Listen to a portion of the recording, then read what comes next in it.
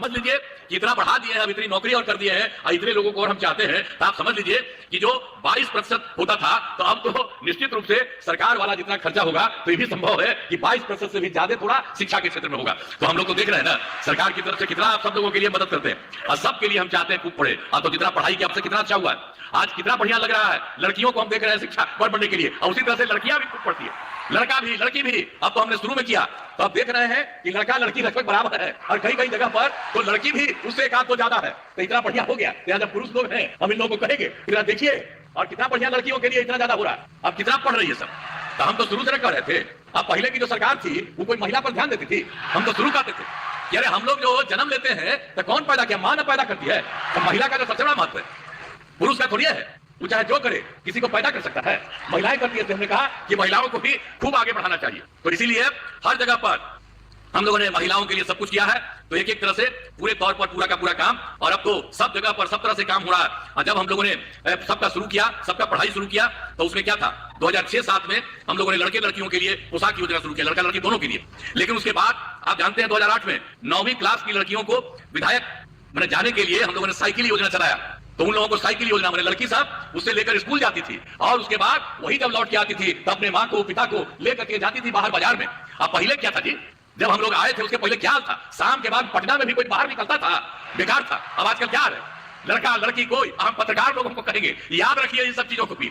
आजकल वाला बात आप बोलते हैं आग्रह है, लेकिन जरा पुरनका चीज को याद रखिएगा कि पहले कोई नहीं निकलती थी और अब कितना निकलती है बाहर। सोच लीजिए कितना लाभ तक जाती है, तो उतना ज्यादा तक देर तक भी सब चलती है। कितनी ज्यादा सुविधा हो गई है सब तरह से। और लड़के लड़कियों के लिए तो हम लोगों ने सब कुछ किया। तो लड़का सब भी साइकिल योजना के लिए किया, तो 2010 में हमने लड़कों के लिए भी साइकिल योजना दे दिया। तो अब सोच लीजिए कि सरकार कितना काम करती है और सबके लिए कर रही है। तो हर प्रकार से जितना था वो सब तरह से एक एक तरह से काम किया। अब आप समझते हैं कि 10+2 तक तो हर उच्च माध्यमिक विद्यालय सभी पंचायतों में बन गया है। और पहले तो क्या था, लड़कियां जो 12वीं पास करने के बाद पहले आती थी 10+2 पास करके, तो पहले 10,000 देते थे। लेकिन अब उसके बाद हमने तय कर दिया जो 12वीं पास कर रही है महिलाएं लड़कियां उसको हम लोगों ने 25,000 कर दिया।